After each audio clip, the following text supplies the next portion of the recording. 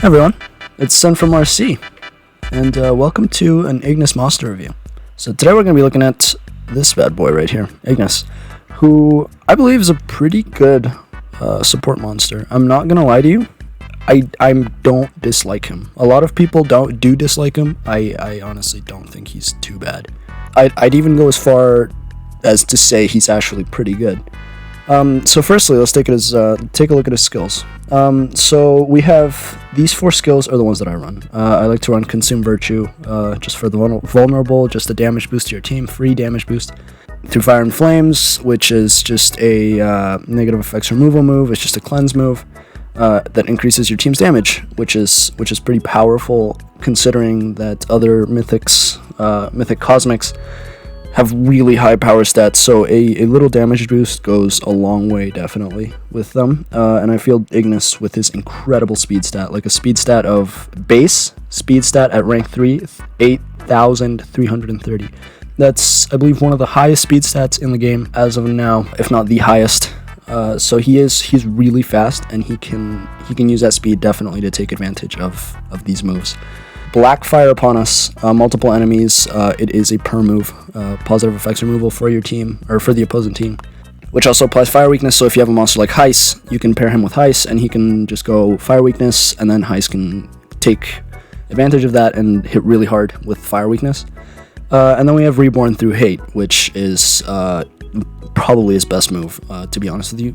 It's a 50% heal move, and it removes negative status effects. It's a cleanse move. It's very powerful. 50% heal is ridiculous when you're talking about monsters with over 100,000 life. His stats are pretty okay. His strength is decent for a support monster. His life is on the lower side. It's still really powerful considering there aren't a lot of cosmics to compare him to. So he does have a decent life stat for the meta as of recording this video, but in the future that is obviously going to change as more mythics get introduced, and monsters with more power will be able to take care of him in less time.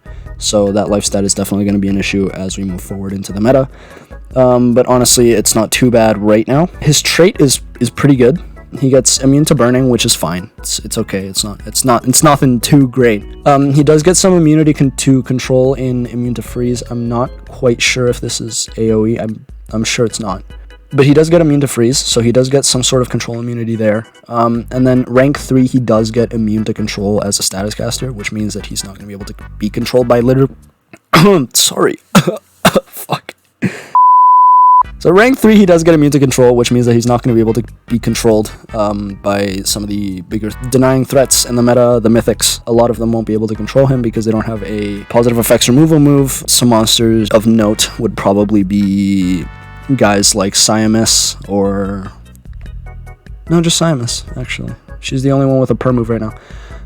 So we do have access to some relics. He does have Mask. He does have access to Mask. So, he can wear all of these masks. He can wear Jazzy's Mask. I don't think...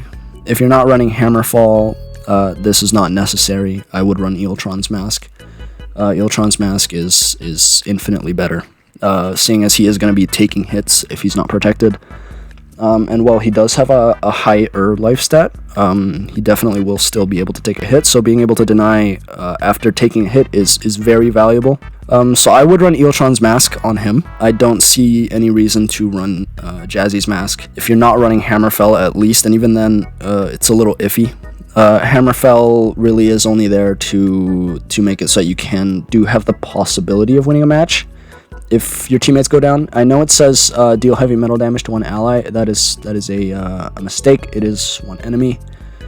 That is not a stupid move. It's not a stupid move, trust me. So yeah, we have Eeltron's Mask. I would run Eeltron's Mask on Ignis. And now we have the armors. You can run whatever, honestly.